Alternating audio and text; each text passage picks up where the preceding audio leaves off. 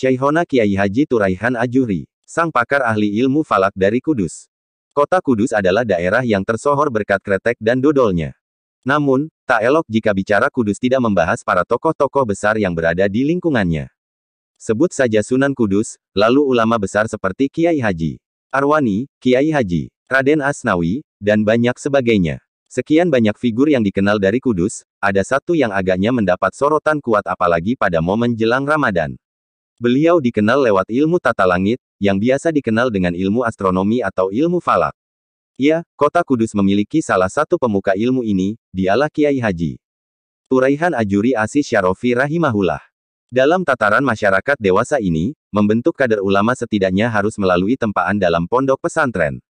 Lembaga pendidikan semacam ini tetap menjadi pilihan nomor satu dalam mengkaji dan mempertahankan nilai agama. Namun tidak demikian halnya dengan Kiai Haji Turaihan, selanjutnya kita sapa beliau dengan Mbah Tur. Meskipun memang atmosfer keilmuan kota Kudus memenuhi untuk menjadi alim tanpa nyantri, tentu saja ini kurang lumrah di kalangan ulama Nusantara. Beliau, selain melalui didikan orang tuanya, Kiai Haji Ajuhri dan Nyai Sukainah, mendalami ilmu agama dan fikih secara komprehensif. Mbah Tur kecil juga melewati masa belajarnya dengan mendatangi kelompok-kelompok pengajian ulama Kudus masa itu, dari majelis satu ke yang lainnya. Mbah Tur adalah generasi asli kota Kretek, disebutkan lahir pada tanggal 10 Maret tahun 1915. Beliau mengenyam pendidikan formal hanya melalui Madrasah Tasywiqut Thulab Salafiyah, dikenal dengan TBS, sejak masa awalnya, selama 2 tahun. Kecerdasan beliau yang luar biasa, membuat para pengajar menjadikannya sebagai pembantu tenaga guru. Selain itu, melalui madrasah tersebut, Mbah Tur mudah diperkenalkan dengan dunia organisasi dan pergerakan di masyarakat. Lambat laun waktu mengarahkan beliau menuju forum-forum besar dalam ranah PBNU, baik secara organisasi maupun soal diskusi hukum Batsul Masail. Terhitung banyak posisi dan tanggung jawab yang beliau emban, dan karena kepakarannya di bidang fikih, maka ranah itulah yang ditempuh beliau. Mulai dari Rais Syuriah NU Cabang Kudus, lalu masuk dalam jajaran anggota Lajnah Falakiyah PBNU, dan lembaga lain terkait spesialisasi fikihnya, yakni bidang ilmu falak. Argumen-argumen beliau yang terkadang tidak sejalan dengan konsensus kebanyakan, yang ternyata terbukti lebih akurat, menjadikan keputusan Mbah Tur menjadi berpengaruh. Disebutkan bahwa beberapa kiai ternama sempat bertentangan pendapat dalam perkara penetapan suatu tanggal, dan ternyata Kiai Haji Turaihan tetap kukuh pada keyakinannya. Baiklah, kita ceritakan sedikit tentang perihal Mbah Tur ini. Pada suatu ketika disebutkan terjadi gerhana matahari total tahun 1984, pemerintah melayangkan aturan untuk melarang warga untuk keluar, menyambut datangnya peristiwa itu.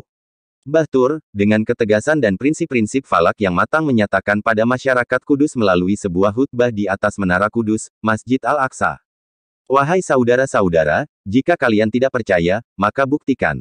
Sekarang peristiwa yang dikatakan menakutkan, sedang berlangsung. Silakan keluar dan buktikan, bahwa Allah tidak menciptakan bala, atau musibah darinya. Silahkan, keluar dan saksikan secara langsung. Siapa sangka, masyarakat pun menyambut ajakan ini, dan melihat gerhana yang tiba. Faktanya, memang tidak terjadi apapun. Setelah pengamatan itu, warga melangsungkan salat gerhana sebagaimana disyariatkan. Akibat dari pernyataan Kiai Haji Turaihan yang kontroversial dan menentang pemerintah itu, Orde Baru yang saat itu memang amat menekan dan represif, maka beliau dimintai pertanggungjawaban oleh pemerintah. Mbah Tur disebutkan memegang teguh naskah teks mengenai fenomena alam ini yang redaksinya adalah apsara, yakni melihat dengan mata telanjang, meskipun kalimat ini bisa ditafsirkan sedemikian rupa menjadi mengamati, meneliti, dan lainnya. Dikarenakan keadaan beliau yang pernah menjadi pejabat penting dari Partai NU pada masa itu, dan berperan dalam pergerakan PBNU, maka Mbah Tur mempunyai prinsip ke-NU-an yang tak bisa ditawar. Ketika tiba masa pergolakan NU, yakni ketika NU menerima asas Pancasila sebagai asas organisasi menggantikan asas Islam Ahlussunnah wal Jamaah, Kiai Haji Turaihan memutuskan untuk berpisah diri dari organisasi secara struktural. Sejak saat itu, Mbah Tur lebih memilih untuk mengurusi NU secara lokal di Kudus, dan akhirnya beliau memopulerkan istilah lokalitas NU. Kita tak bisa memungkiri bahwa ilmu falak adalah salah satu ilmu yang agak punya hajat besar bagi kehidupan berbangsa kita. Tahukah Anda, pergumulan dan perbedaan antar golongan dalam sidang isbat penentuan awal dan akhir Ramadhan selalu menjadi topik hangat negeri ini. Setiap tahun masing-masing golongan mengajukan perbedaan dalam pelaksanaan dan penjabaran ilmu falak. Sebagaimana disebutkan, Mbah Tur memang memiliki otoritas dan ketegasan dalam prinsip-prinsip fikih, namun bagaimanapun beliau tetap menjalin hubungan baik dan akomodatif terhadap kalangan PBNU juga jajaran pemerintahan.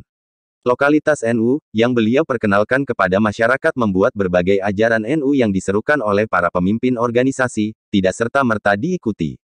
Salah satu hasil analisis Mbah Tur adalah Rashdul Kiblat pada setiap tanggal 28 Mei pukul 16.18 WIB atau pada setiap tanggal 16 Juli pukul 16.27 WIB, semua benda tegak lurus adalah arah kiblat. Rashdul Kiblat ini adalah usaha melihat bayang-bayang matahari pada tanggal tertentu untuk menentukan kiblat. Walaupun pada dasarnya Rashdul Kiblat dapat dihitung dalam setiap harinya, hanya saja penetapan 2 hari Rashdul Kiblat oleh Kiai Haji Turaihan di atas adalah atas pertimbangan yang lebih akurat dan realistis. Ilmu falak ini kian langka peminat dan pengkajinya. Beberapa kalangan menyebut ilmu ini cukup sulit, terdapat paduan yang cukup kompleks antara geografi, astronomi, matematika, serta fisika. Belum lagi prinsip-prinsip fikih yang mesti dipegang mengenai kiblat, waktu salat, dan pergerakan bulan. Beberapa pesantren, selain di daerah Kudus, juga banyak yang mengkaji ilmu falak lebih komprehensif dalam kurikulum maupun kajian non-formalnya. Institusi pendidikan formal yang mengkaji ilmu ini antara lain, jika bukan satu-satunya, adalah UIN Wali Songo Semarang. Bagaimanapun, peran Kiai Haji Turaihan dalam mempertahankan ilmu falak, khususnya di Jawa Tengah, telah banyak dilanjutkan oleh murid-murid beliau. Ilmu fikih adalah ilmu yang luas, dan falak adalah bagiannya yang tak terelakkan.